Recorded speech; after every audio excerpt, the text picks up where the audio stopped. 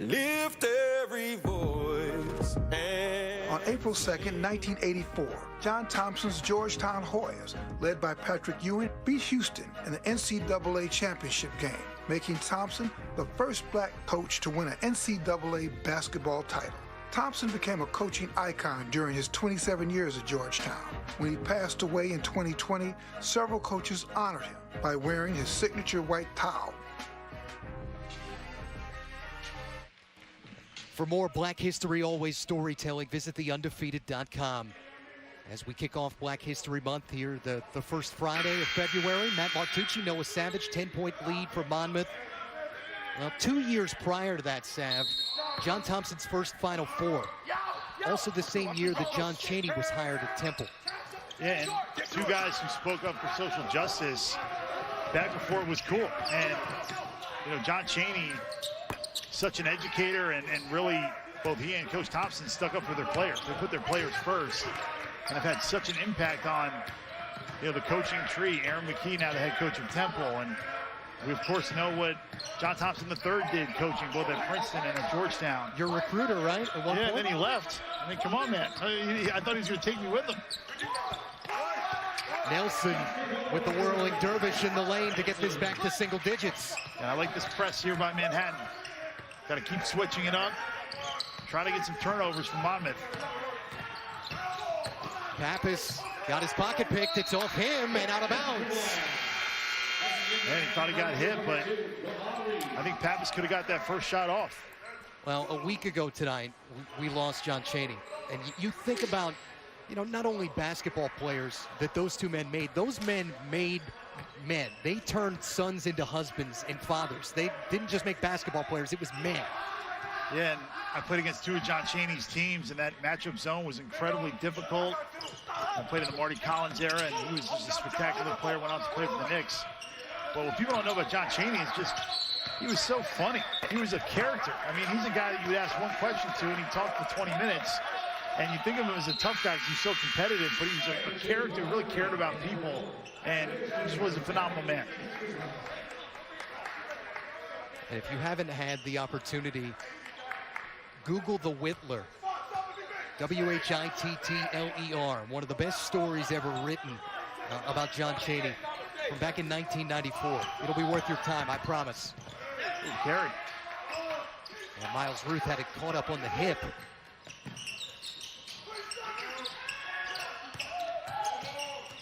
Pappas trying to create some separation. Hammond did it with the step back, but an air ball. And Pappas felt like Samir Stewart was hand checking him, and he tried to rip it through, but he's got to use that momentum to go towards the bucket. He kind of let him off the hook by stepping back. And that's an offensive foul on Watson. Yeah, too easy, and you see how clogged up everything is on the offensive end sometimes for Monmouth. And Watson just extends the arm. That's an easy call, but you got to get the ball moving first, because you can't just attack a stagnant defense. And Marquise Watson, 0 passes into a one-on-one move. That's not going to get it done. Well, Monmouth maybe had a chance to run away with this game. Tough spot for Manhattan right now. That's the 15 foul already. We have a lot of basketball left.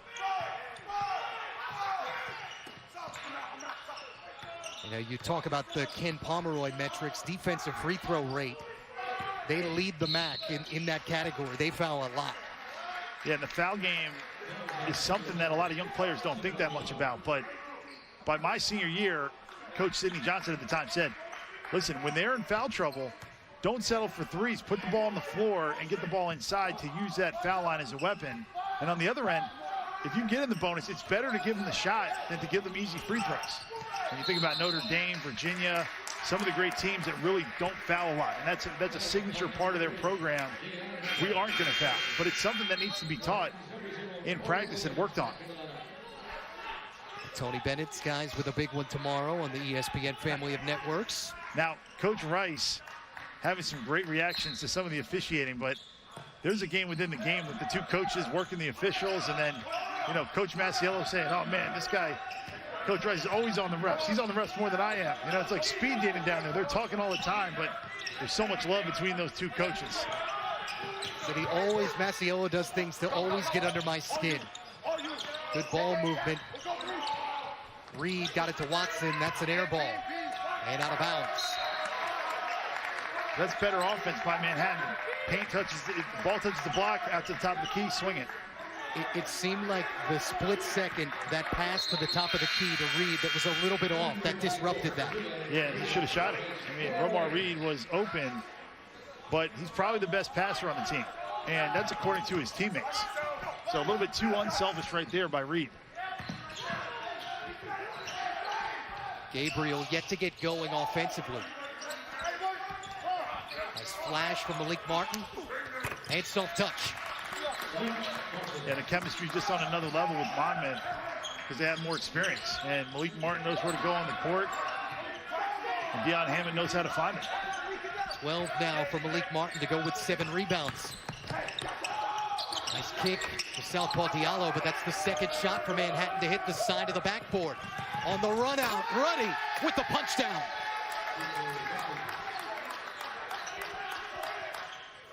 Raise the roof indeed. What a jam. That's from the Noah Savage era, raise the roof. Well, they're kicking it old school, and the shorts have gotten shorter too. You know, we never thought in a million years that we would go backwards. The shorts are going to go back up, but we're going to be looking like Georgetown Villanova 84 soon.